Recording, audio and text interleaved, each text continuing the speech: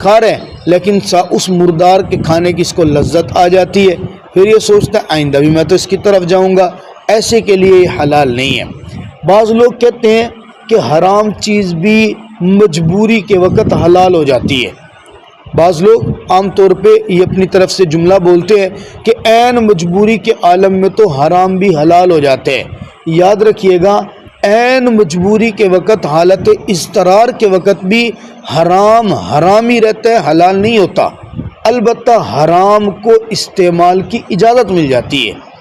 ایک ہوتا ہے حرام کی حرمت ختم ہو جانا، ایک ہوتا ہے حرام کو استعمال کی اجازت مل جانا۔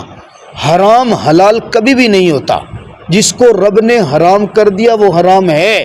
البتہ اس کو اتنا استعمال کرنے کی اجازت مل گئی ہے کہ جس سے آپ کی جان بچ جائے۔ بس اگر حلال ہوتا پھر تو جان بچنے کے بعد بھی پیٹ بھر کر کھانے کی اجازت ہوتی، جبکہ پیٹ بھر کر نہیں، جان بچانے تک کے کھانے کی اجازت ملی ہے، تو یہ اجازت ہے، یہ حلت نہیں ہے۔ اس سے یہ صورت نکلتی ہے کہ اگر کسی شخص کو ایسی بیماری لگ جائے،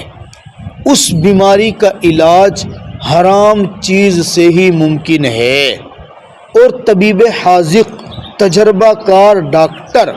اپنے تجربے سے بتاتا ہے کہ اس بیماری کا علاج اسی چیز سے ممکن ہے، اس کے علاوہ کسی اور شے سے ممکن نہیں ہے، تو شریعت یہ کہتی ہے کہ علاج کے لیے صرف آپ اس حرام چیز کو استعمال کر سکتے ہیں، آپ کو اجازت ہے۔ مثال کے طور پہ کسی شخص کو معدے کی کوئی ایسی بیماری لگ جاتی ہے، یا کوئی ایسی بیماری لگ گئی کہ اس کا علاج شراب کے ذریعے سے ہی ممکن ہے، اس کے اوپر شراب ڈالنی پڑے گی یا شراب پلانی پڑے گی، اور ڈاکٹر کہتا ہے کہ ہمارے تجربے کے مطابق اس کا علاج اس سے ممکن ہے، اس کے علاوہ اس کا متبادل کچھ اور نہیں ہے۔ اب شراب تو حرام ہے بالکل، شریعت میں اس کو تو پینے کی بالکل اجازت ہی نہیں ہے، استعمال کرنے کی اجازت ہی نہیں ہے۔ اب یہاں بیماری کا علاج اسی کے ذریعے ممکن ہے، تو حالت اضطرار جب یہ بن گئی ہے تو اب صرف اس بیماری کے لیے استعمال کرنے کی اجازت ہوگی، اس کے علاوہ اس کو لذت کے لیے پینے کی اجازت نہیں ہے۔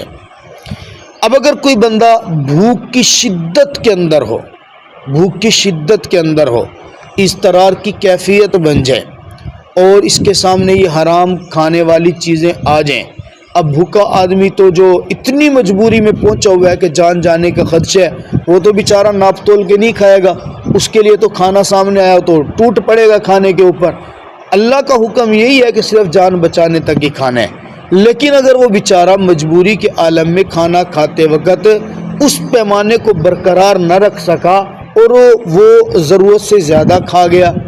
وہ کنٹرول کرنا چاہتا تھا لیکن بھوک کی شدت کی وجہ سے اس کو کنٹرول نہیں ہو پایا اور وہ زیادہ کھا گیا، اللہ فرماتا ہے نیت تیری یہی ہونی چاہیے کہ میں نہیں کھاؤں گا۔ پھر اگر کنٹرول نہیں ہو پایا تو پریشان نہ ہو، ان اللہ غفور الرحیم، تیرا رب معاف کرنے والا، بخشنے والا، رحم کرنے والا ہے۔ ہاں اگر تیری سے ابتدائی سے نیت ہی ہو کہ میں تو خوب ڈٹ کے کھانا ہے، پیٹ بھر کے کھانا ہے، اجازت تو مل ہی رہی ہے، آج تو رگڑا نکالنا ہے، پھر نیت کے اوپر عذاب ہوگا۔ اگر نیت یہ ہے کہ نہیں میں نے بچنا ہے، بس میری مجبوری ہے، تو مجبوری کی بنیاد پہ میں کیا کرتا ہوں جناب والا، اس کو استعمال کر لیتا ہوں۔ اسی لیے یہاں سے یہ مسئلہ بھی نکلتا ہے، اگر کوئی کسی آدمی کا ایسا روزگار ہے کہ جس کی آمدن صراحتاً حرام ہے، صراحتاً حرام ہے، مثال کے طور پہ کوئی بینک کی ملازمت میں کسی ایسی جگہ پہ بیٹھے ہے کہ جس کی آمدنی صراحتاً حرام ہے، تو اب وہ